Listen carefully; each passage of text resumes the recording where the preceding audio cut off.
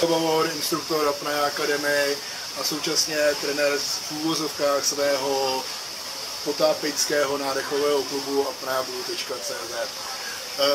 Já jsem před 9 lety tady v Trutnovském bazénu zorganizoval jeden první závod svůj nádechového potápění a po 9 letech organizace tréninků, kurzů, závodů jsem pojal myšlenku, že zorganizuju znovu tenhle ten závod tady v Trutnovském bazénu, jsem v Trutnovském bazénu.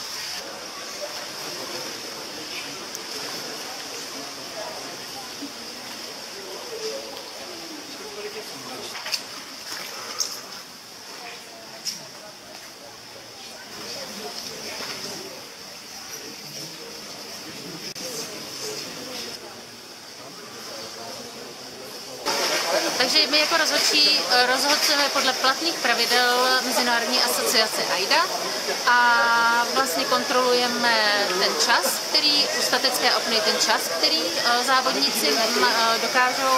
Potom oni musí udělat protokol, jestli opravdu jsou v pořádku. A u dynamické apnoe vlastně kontrolujeme doplavanou tu hloubku, jestli všechno dělají technicky a opět je tam ten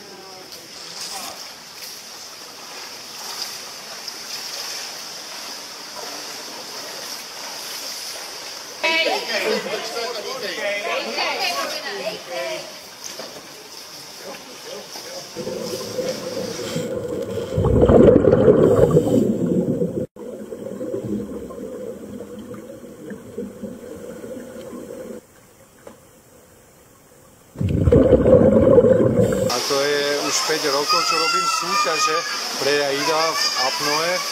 A táto lokalizácia je veľmi pekná, je to optimálne, lebo som aj s rodinou prišiel, mám malé deti a tu môžu aj plávať.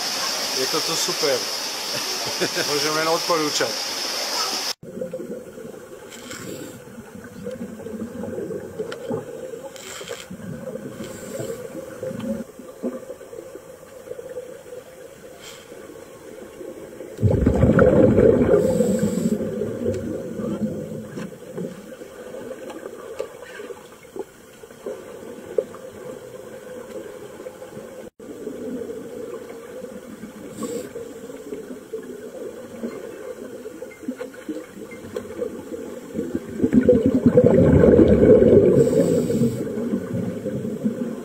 Něco z freedivingu, co si můžou lidi odnést, tak je to, aby neprováděli hyperventilaci, pouze 2-3 hluboké nádychy a potom plavali na ten nádech pod vodou.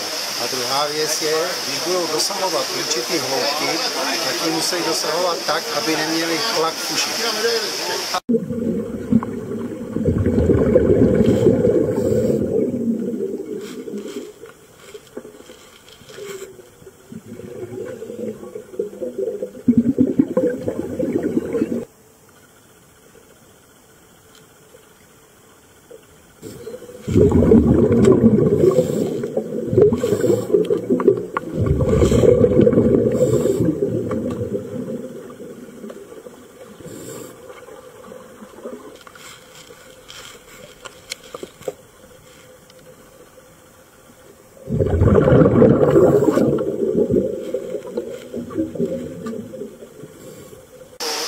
Objevování nových věcí, poznání nových oblastí a sama sebe.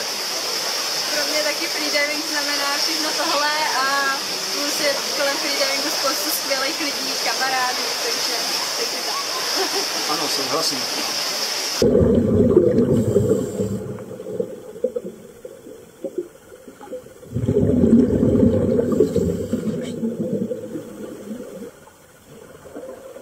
Safety má na starosti závodníka, v případě blackoutu, samby nebo jakýkoliv nevolnosti při samotném výkonu mu poskytnout pomoc na impuls rozhodčího.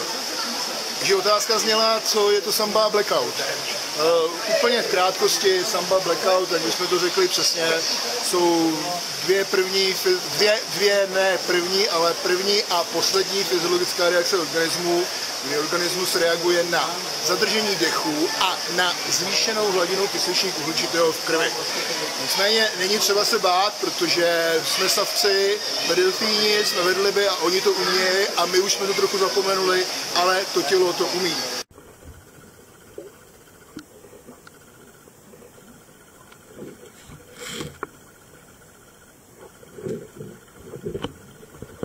Já sám jsem nádechový potápěč, freediver, a mám blízko k tomuhle sportu a jsem rád, že tyhle závody jsou tady pořádané.